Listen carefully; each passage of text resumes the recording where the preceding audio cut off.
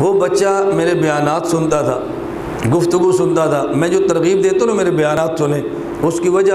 میں ملک اور بیرون ملک گھومتا ہوں اور وہاں مجھے لوگ ملتے ہیں کہ میرے فلاں سے بات ہوئی، میں نے آپ کا یہ بیان سنا، فلاں سے بات ہوئی یہ بیان سنا، فلاں سے بات ہوئی یہ بیان سنا، تو بندے خوشی ہوتی ہے۔ ابھی کچھ دن قبل میں اندرون سندھ کے دورہ پر تھا، مجھے ایک آدمی نوجوان تھا ملا، رات گھر بھی لے گیا آرام کرانے کے لیے، پہلے اسماعیلی تھا پھر مسلمان ہوا۔ اس نے کہا مولانا میں نے آپ کے بیانات سنے، میری ایک جماعت المسلمین کے آدمی سے گفتگو ہوئی اور آپ یقین فرمائیں جو بات آپ فرماتے تھے وہی بات اس نے کی، وہی بات سوال کیا، میں نے آپ والا جواب دیا،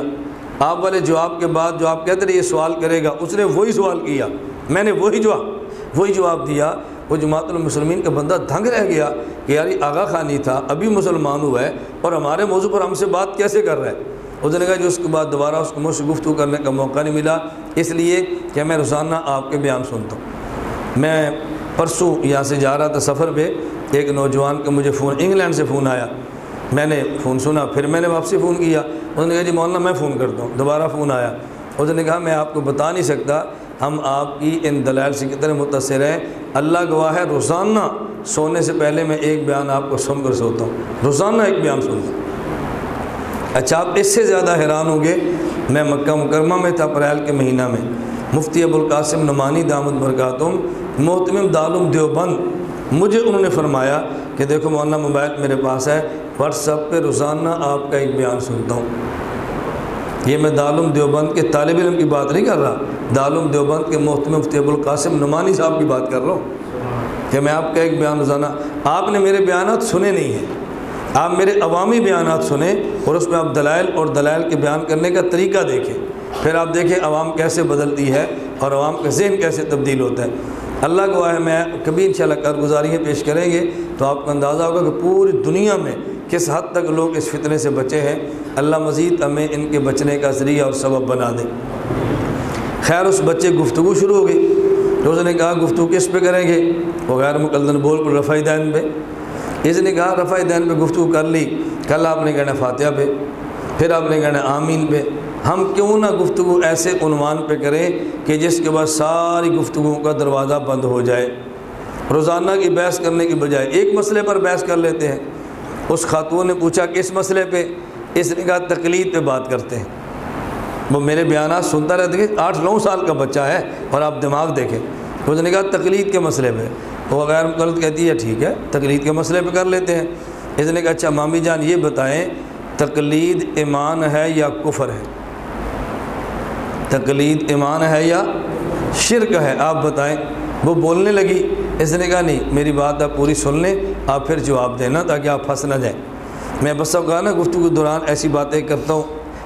اپنے بیانات میں، بھی ہماری پوری بات سن لیں، ہم تبلیغ والے ہیں، خانقاہ والے ہیں، ہم آپ کو شرمندہ نہیں کرنا چاہتے، پوری بات ہماری سن لیں اس کے بعد بات کریں تاکہ آپ کو ذلت نہ اٹھانی پڑے۔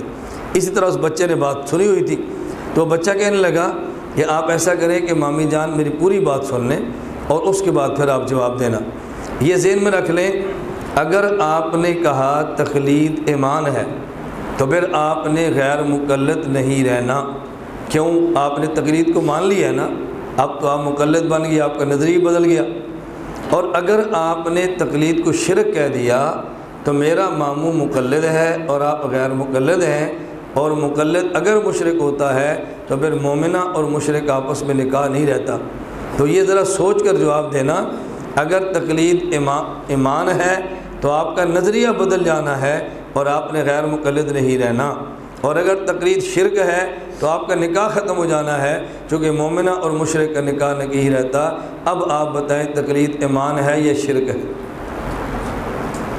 اب مامی پھنس گئی، جب غیر مقلد پھنسے نا انہیں کہا مناظرے دا کی فائدہ، تسا بھی اتنے رہنا پتر اسا بھی اتنے رہنا، بس تسی نہ کرو میں کرنی ہے، بس رل مل کے گزارا کری ہے۔ اب بات بدل گئی، بنیادی بات سمجھ آ گئی،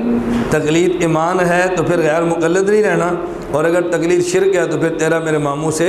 نکاح نہیں رہنا۔ جب نکاح اور ایمان کا مسئلہ آ جائے تو پھر ایمان کی قربانی دے لیتی ہے، نکاح کی قربانی نہیں دیتی۔